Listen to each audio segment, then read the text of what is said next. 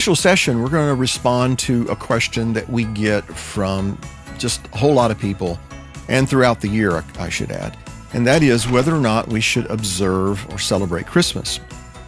I'm going to say up front that I realize this is a very important issue for a lot of people, and if not just for their immediate family, it's certainly important for the sake of relationships with their extended family and their friends.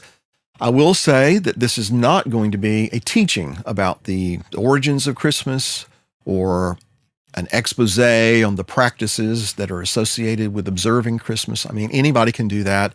You can study it yourself. You can come to your own conclusion about the matter.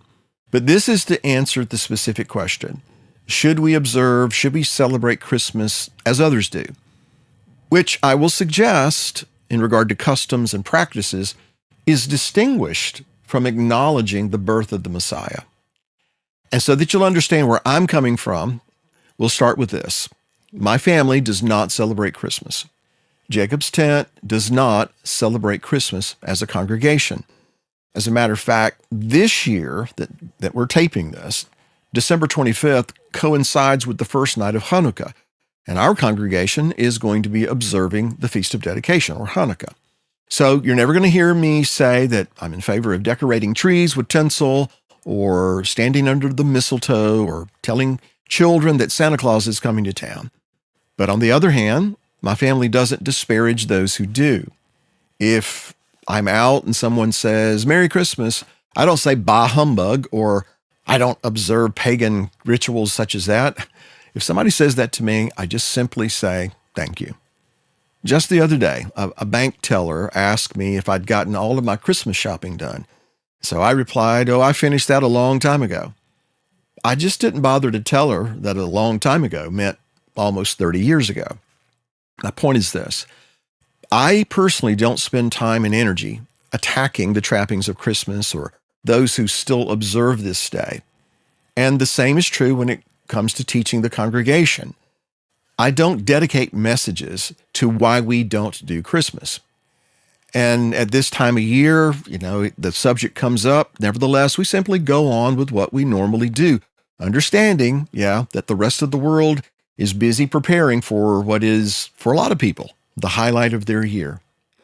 And I think it's important to remember that most of us, anyway, not all, but most of us, used to celebrate Christmas, not to mention a lot of other questionable holidays. And I'm certainly glad that the Father was patient with us. So in turn, I think when it comes to these matters, we should strive to be patient with others as well. More importantly, I'm of the view that more than pointing out what people shouldn't do, we should be living in a way that draws attention to what we should do and what we get to do, and consequently, experiencing the blessing that goes along with that.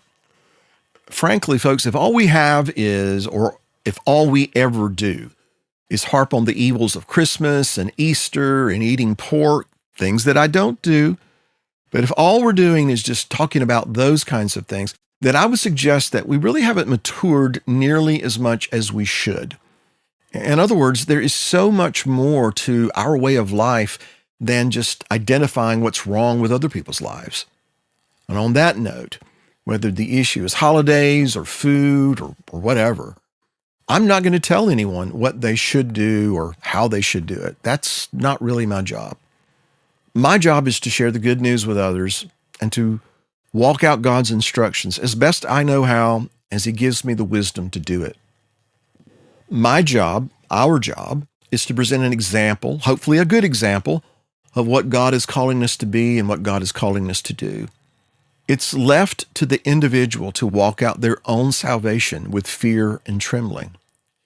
So as the head of my home and as the shepherd of this congregation, the only time I'm going to interject my positions and my thoughts, my beliefs, and my standards into what someone else is choosing to do at home is when what they do at home starts posing a threat or having a negative influence in my home or in the congregation.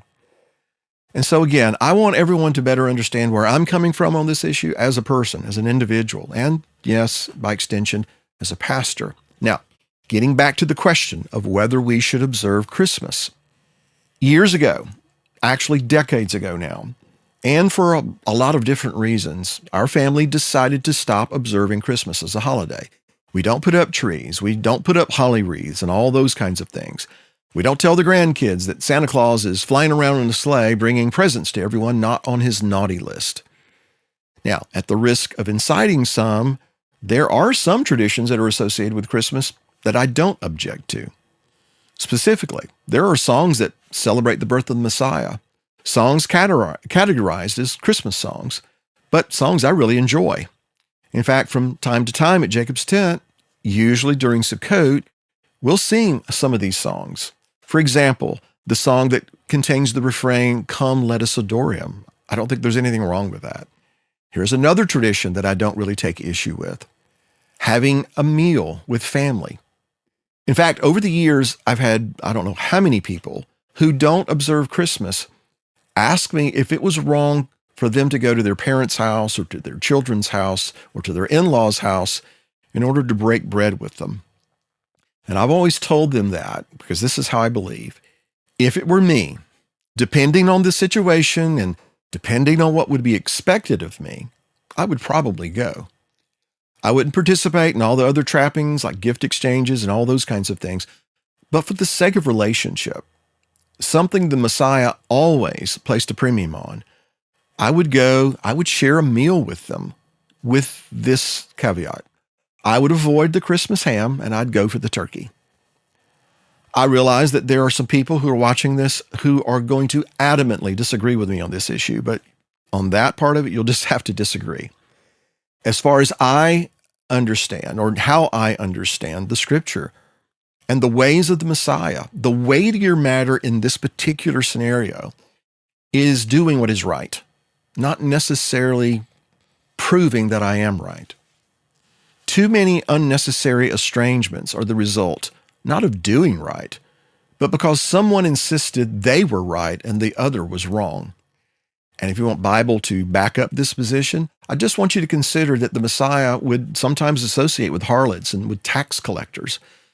He publicly acknowledged that he had intentions to go to Zacchaeus' house and fellowship with him. And this guy was a tax collector. Paul walked and talked among idolaters in Athens. Neither one of them condoned doing wrong. Neither compromised on the truth. They just focused on doing what was right, which included, at times, being a light in places that needed that light to shine. The very reason the Messiah came to the earth, initially as an infant born in Bethlehem, was to restore relationships. First, man to God and God to man, and then to restore the broken relationships within humanity.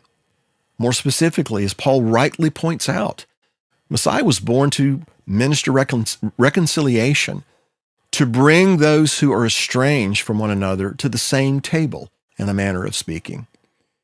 In his letter to the Ephesians, Paul noted that the reason circumcision, as he referred to them, and those regarded as uncircumcision, the reason they were presently estranged is because, generally speaking, both think they're right. Messiah came to do what is right, and then being able to present both circumcision and uncircumcision as one body to the Father. So let me tell you a personal story to kind of make this point. It's been about 30 years ago, and I was convinced that it was wrong to celebrate Christmas. And so one day I came home, I told Beth that from this point forward, we're no longer going to celebrate Christmas. She didn't take it very well, quite honestly, and rightfully so, because she wasn't where I was at that point. I may have been right in my conclusion, but I was terribly wrong in my execution. I wasn't leading my family in this issue. I was leaving my family behind to play catch up if they could or if they wanted to. Because, for Beth, Christmas was the one time of year that her family, when she was growing up, actually got along. And I'm not going to go into the details of that. But some of Beth's younger years weren't happy ones, at least not in a familial setting. And so a lot of her warm fuzzies as a young person were connected to Christmas. And I just didn't really appreciate that. It wasn't that she was sold on all of the decorations and the trappings. It was that she longed for the closeness of family that, at least in her experience, Christmas provided.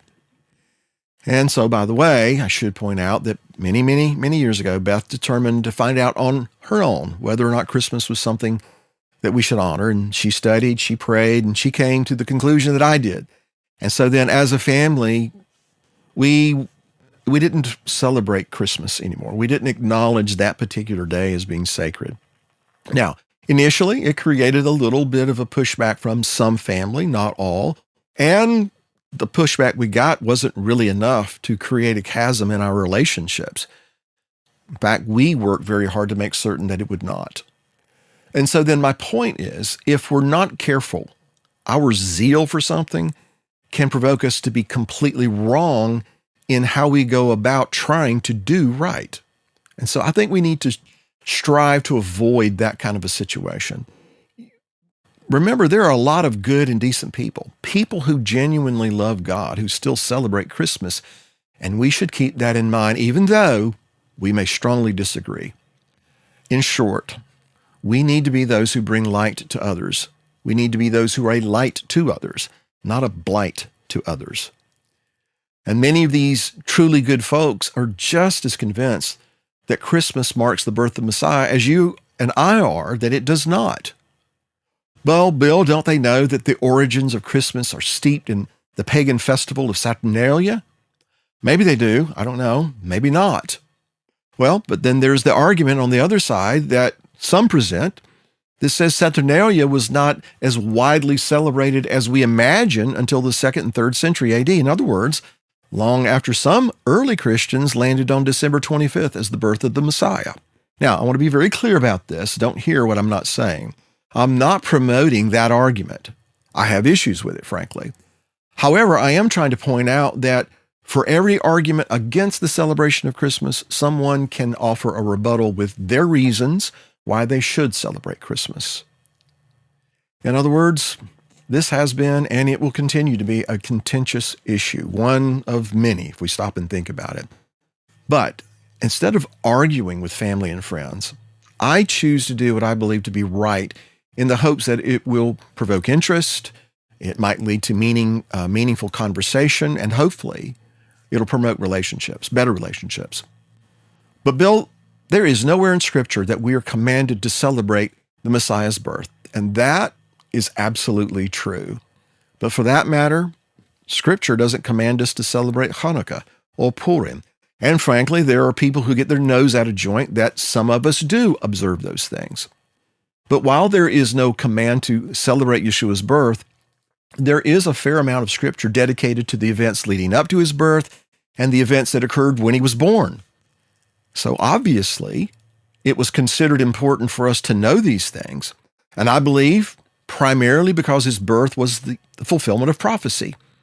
God was specifically announcing to the world that he kept his promise to bring the seed of the woman into the world, the one who would destroy the works of the devil and reconcile man to God. That's why when Simeon and Anna saw the infant child in the temple, remember, they rejoiced. They celebrated. They celebrated the fact that he was here. They acknowledged that his birth would initiate events that did eventually lead to the spreading of the good news by which you and I have now come into the knowledge of the God of Israel. And in my book, that's something to be celebrated.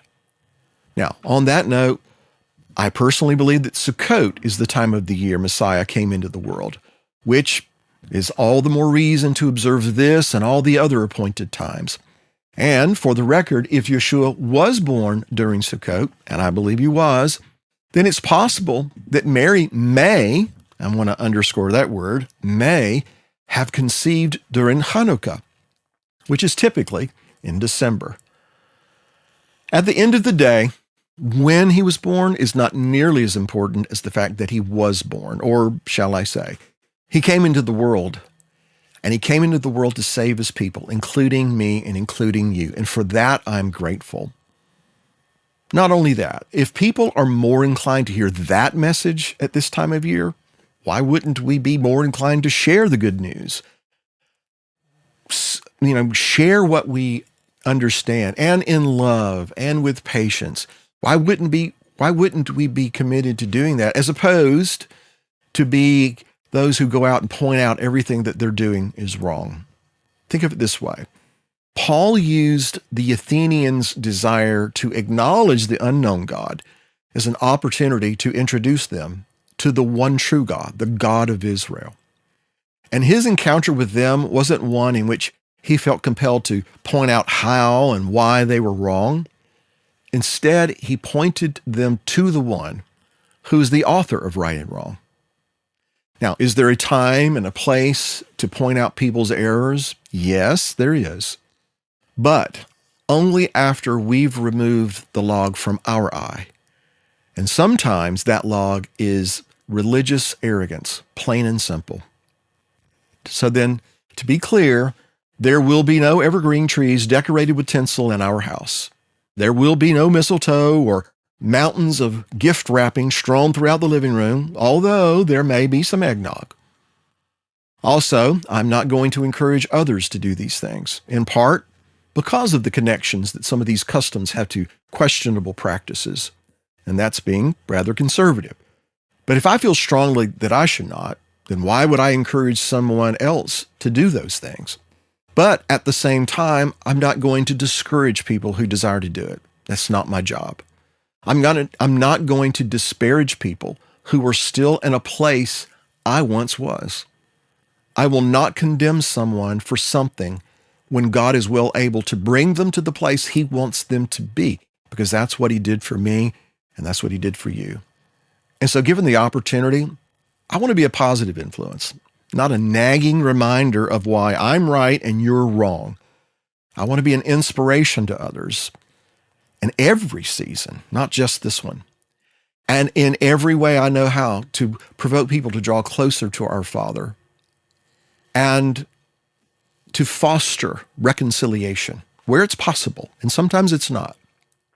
Finally, I want to be a reminder that we should be thankful that the Word became flesh and dwelt among us, and consequently, you and I have access to the Holy One of Israel, and we have the promise of life eternal in his presence. And for that, I will be thankful on December 25th, December 26th, the 27th, January, February, March, on and on. You get the picture. So there's my response. Remember, keep your comments and your interaction civil, respectful, and befitting those who are followers of the Messiah.